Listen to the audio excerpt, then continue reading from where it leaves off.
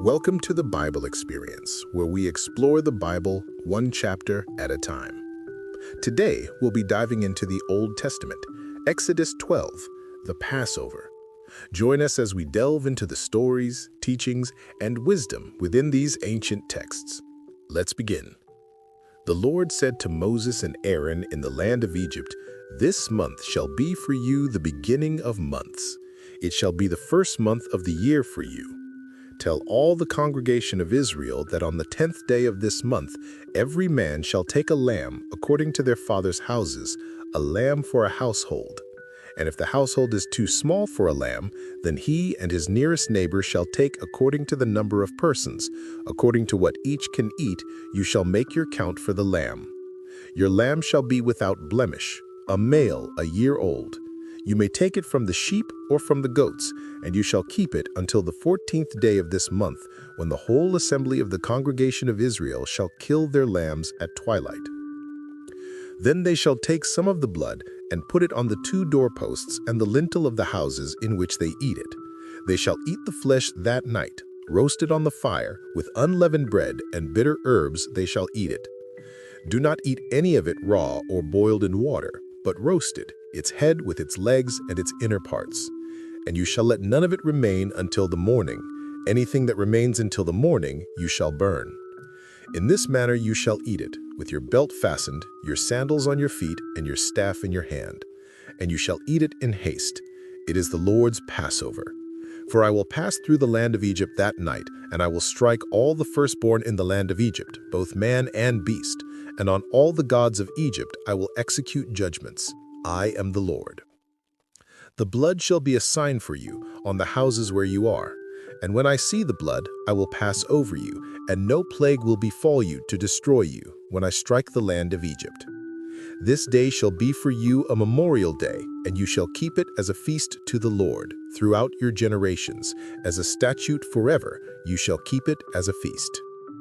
7 days you shall eat unleavened bread. On the first day you shall remove leaven out of your houses. For if anyone eats what is leavened from the first day until the 7th day, that person shall be cut off from Israel. On the first day you shall hold a holy assembly, and on the 7th day a holy assembly. No work shall be done on those days, but what everyone needs to eat, that alone may be prepared by you. And you shall observe the feast of unleavened bread, for on this very day I brought your hosts out of the land of Egypt.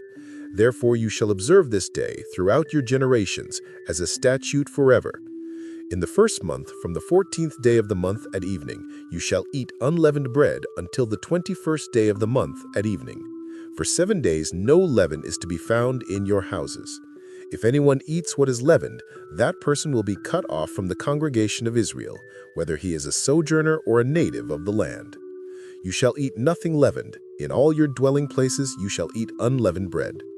Then Moses called all the elders of Israel and said to them, "Go and select lambs for yourselves according to your clans, and kill the Passover lamb.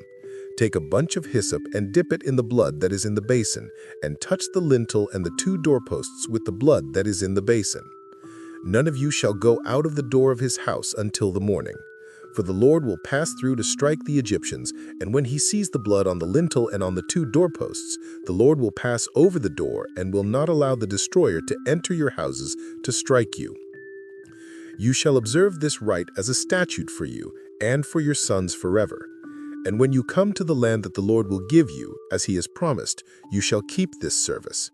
And when your children say to you, 'What do you mean by this service?' you shall say, 'It is the sacrifice of the Lord's Passover, for he passed over the houses of the people of Israel in Egypt when he struck the Egyptians, but spared our houses.' And the people bowed their heads and worshipped. Then the people of Israel went and did so. As the Lord had commanded Moses and Aaron, so they did. The 10th plague, death of the firstborn. At midnight the Lord struck down all the firstborn in the land of Egypt, from the firstborn of Pharaoh who sat on his throne to the firstborn of the captive who was in the dungeon, and all the firstborn of the livestock. And Pharaoh rose up in the night, he and all his servants and all the Egyptians. And there was a great cry in Egypt, for there was not a house where someone was not dead. Then he summoned Moses and Aaron by night and said, Up, go out from among my people, both you and the people of Israel, and go serve the Lord as you have said. Take your flocks and your herds as you have said, and be gone, and bless me also." The Exodus. The Egyptians were urgent with the people to send them out of the land in haste, for they said, "We shall all be dead." So the people took their dough before it was leavened, their kneading bowls being bound up in their cloaks on their shoulders. The people of Israel had also done as Moses told them, for they had asked the Egyptians for silver and gold jewelry and for clothing.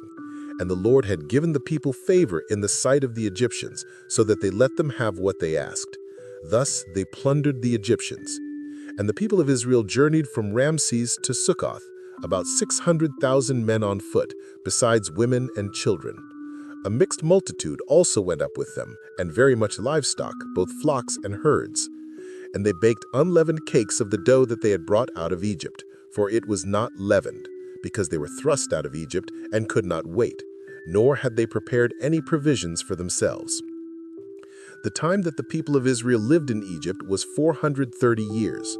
At the end of 430 years on that very day, all the hosts of the Lord went out from the land of Egypt. It was a night of watching by the Lord to bring them out of the land of Egypt.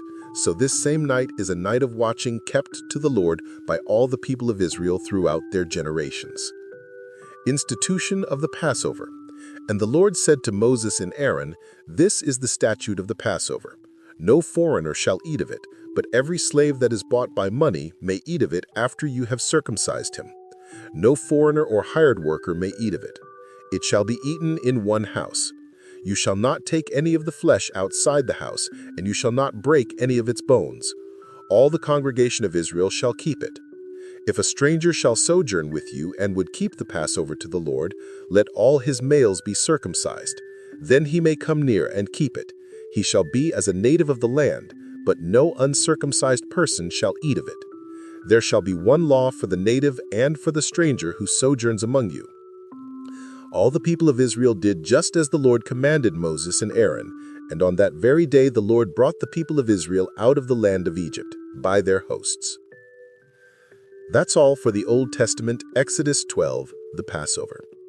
Exodus 12 is the pivotal chapter detailing the institution of the Passover and the actual exodus from Egypt. God commanded the Israelites to mark their doorposts with the blood of a sacrificed lamb so that when the 10th plague, the death of every Egyptian firstborn, struck at midnight, the angel of death would pass over their homes. The plague was catastrophic, leading Pharaoh and all the Egyptians to desperately demand the Israelites leave immediately. The Israelites, approximately 600,000 men, plus women and children, departed in haste after receiving silver and gold from the Egyptians. This miraculous liberation, which occurred after 430 years of sojourn, was immediately followed by the institution of the Feast of Unleavened Bread as a perpetual memorial. Thank you for joining us. May God bless you, and we hope you'll join us next time as we continue our journey through the Bible, one chapter at a time.